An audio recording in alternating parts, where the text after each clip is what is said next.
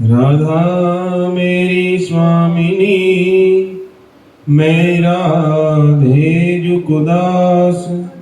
जन्म जन्म मोहे दीजिए, श्री वृंदावन को वास। वृंदावन सोवन नहीं, और नंदगाम सो गाम। वंशी वट सो वट नहीं, श्री कृष्ण नाम सो नाम।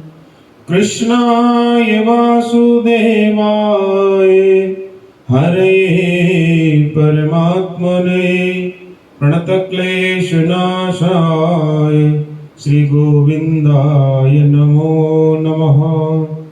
भक्त भक्ति भगवन्ते गुरु, चतुर्नाम वपुवेक। तिनके पद बंधन किए, नासहि विघ्न अनेक। जय जय श्री राधा रमण, जय जय नवल किशोर। जय गोपी चित चोर प्रभु, जय जय माखन चोर। श्री वृंदावन बिहारी लाल की जय। जय जय श्री राधे श्याम, जय जय श्री राधे श्याम। जय जय श्री सीताराम। वैराग्य विद्या निज भक्ति योग, शिक्षार्थमेकः पुरुषः पुराणः। श्री कृष्ण चैतन्य शरीरधारी, कृपां बुद्धिर्यस्तम् अहं प्रपद्ये। परमपिता परमात्मा की असीम अनुकंपा से हमें सत्संग का अलग लाभ श्री श्री चैतन्य चरितावली के माध्यम से नित्य प्रति मिल रहा है। उसी श्रृंखला में कल आपने श्रवण किया था कि संन्यास दीक्षा महाप्रभु लेना चाह रहे हैं और अपने गुरु के समीप आए हैं भारती जी के निकट। जिस पुराण पुरुष ने जीवों को अपनी अहेतु की भक्ति और वैराग्य विद्या आदि सिखाने के निमित्त श्री कृष्ण चैतन्य नाम वाला शरीर धारण किया है, उन कृपा के सागर श्री चैतन्य देव की हम शरण में जाते हैं। संन्यास के मानी सीधा सीधा अर्थ है अग्निमय जीवन। अग्निमय जीवन, पिछले जीवन की सभी बातों को ज्ञान अग्नि में जला करके स्वयं अग्निमय बन जाना, यही इस संन्यास महान व्रत का आदर्श है, यही इसका नियम है। संसार की एकदम उपेक्षा कर दो, जीव मात्र में मैत्री के भाव रखो और संपूर्ण संसारी संबंधों को और परिग्रहों का परित्याग करके भगवान नाम निष्ठ हो करके वैराग्य राग रसिक बन जाओ। संसारी सभी बातों को हृदय से निकाल करके फेंक दो। सत्व गुण के स्वरूप सफेद वस्त्रों का भी परित्याग कर दो। रजतम तत्व से भी ऊपर उठ करके त्रिगुणातीत बन करके महान सत्व वेद में सदा स्थिर हो जाओ। इसलिए सन्यासी के वस्त्र अग्नि वर्ण के होते हैं, क्योंकि उसने जीवित रहने पर भी यह शरीर अग्नि को सौंप दिया है। जो काषाय वस्त्र होते हैं, गिरवे रंग के वस्त्र होते हैं, वो अग्नि का प्रतीक होते हैं, अग्नि का रूप होते हैं। उसका मतलब यही है कि मैंने जीते जी अपने सारे संसार को नष्ट कर दिया, जला डाला। इसलिए सन्यास के समय पूर्वाश्रम के नाम को भी त्याग देते हैं और गुरुदत्त महाप्रकाश रूपी नवीन नाम से इस शरीर का संकेत करते हैं। वास्तव में तो सन्यासी नाम रूप से रहित ही बन जाता है। महाप्रभु का क्षोर कर्म समाप्त हुआ, कल आपने सुना था ये। अब वे शिखा सूत्रहीन हो गए। क्षोर हो जाने के पश्चात प्रभु ने सुरसरी के शीतल जल में प्रवेश करके स्नान किया और वस्त्र बदले हुए वे वेदी के निकट पहुंचे। जहां पर उनका सन्यास होना था, उस वेदी के निकट पहुंचे। हाथ जोड़े हुए अति दीन भाव से भारती जी के सामने बैठ गए। भारती जी ने विजया हवन आदि सभी सन्यास उचित कर्म करा करके प्रभु को मंत्र दीक्षा देने का विचार किया कि इनको अब मंत्र दिया जाए। हाथ जोड़े हुए विनीत भाव से प्रभु ने सन्यास मंत्र ग्रहण करने की जिज्ञासा की कि प्रभु अब आप हमें सन्यास का मंत्र दीजिए। भारती जी ने इन्हें अपने समीप बैठ जाने के लिए कहा। गुरुदेव की आज्ञा के अनुसार प्रभु उनके निकट बैठ गए, समीप बैठ गए। मंत्र देने में भारती जी कुछ आगा पीछा सा कर रहे थे, आनाकानी कर रहे थे। अब भी उनका मन नहीं मान रहा था। तब महाप्रभु ने उत्सुकता प्रकट करते हुए पूछा, भगवान मैंने ऐसा सुना है कि सन्यास के मंत्र को किसी के सामने कहना नहीं चाहिए, उसको गुप्त रखना चाहिए। भारती जी ने कहा, हाँ, सन्यास मंत्र को शास्त्रों में परम गोप्य बताया गया है। गुरुजनों के अतिरिक्त उसे हर किसी के सामने प्रकाशित नहीं किया जाता। यह सुनकर के प्रभु ने कहा कि मुझे आपसे एक बात निवेदन करनी है, किंतु वह बात बड़ी गुप्त है, कान में ही कह सकूंगा। अब गुरु मंत्र देना था गुरु जी ने, लेकिन उल्टा ये कह रहे कि आपके कान में एक बात कहनी है। भारती जी ने अपना दायां कान प्रभु की ओर बढ़ाते हुए कहा, हाँ हाँ जरूर कहो, कौन सी बात है। प्रभु अपना मुख भारती जी के कान के समीप ले गए और धीरे धीरे कहने लगे, एक दिन मैंने स्वप्न में एक ब्राह्मण को देखा था। एक दिन स्वप्न में मैंने एक ब्राह्मण को देखा था, वह भी सन्यासी ही थे। उनका रूप रंग आपसे बहुत कुछ मिलता जुलता सा था। स्वप्न में ही उन्होंने मुझे सन्यासी बनने का आदेश भी दिया था और स्वयं उन्होंने मेरे कान में सन्यास का मंत्र भी फूंक दिया था।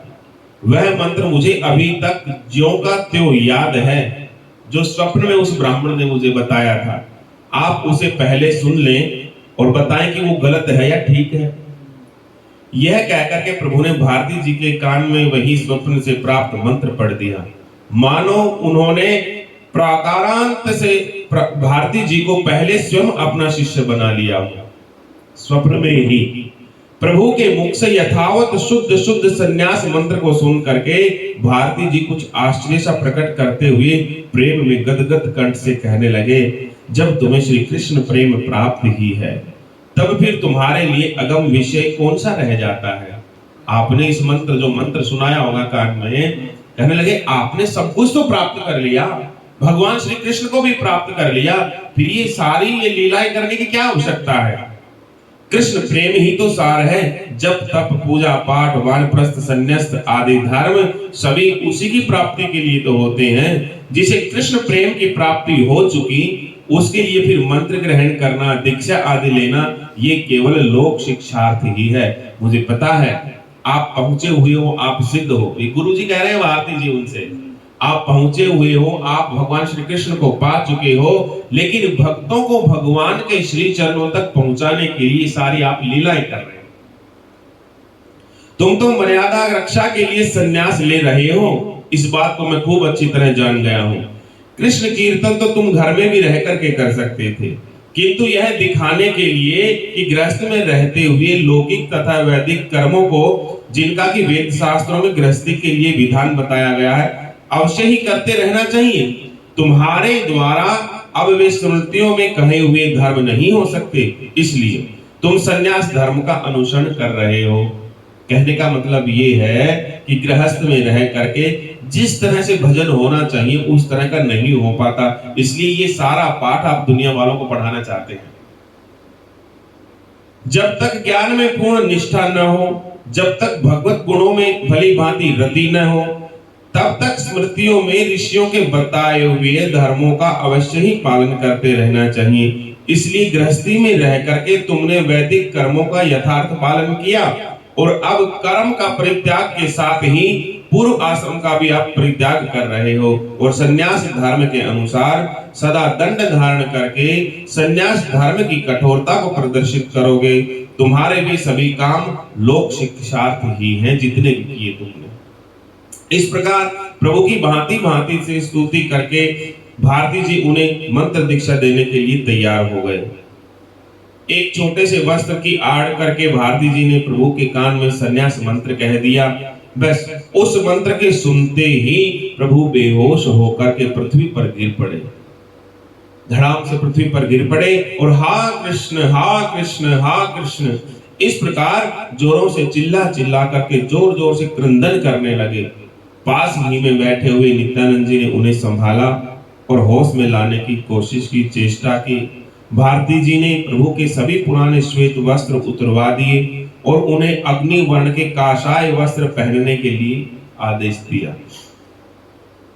एक बहिर्वास यानी कि ओढ़ने का वस्त्र, 2 कोपीने, एक भिक्षा को वस्त्र, एक कंथा यानी कि गुदड़ी, एक कंथा और एक कटी वस्त्र, इतने कपड़े भारती जी ने प्रभु को दिए। रक्त वर्ण के उन चमकीले वस्त्रों को पहन करके प्रभु की उस समय ऐसी शोभा हुई मानो शरद काल में सबके मन को हरने वाले, शीत से दुखी हुए लोगों के दुखों को दूर करते हुए अरुण रंग के बाल सूर्य आकाश में उदित हुए हैं।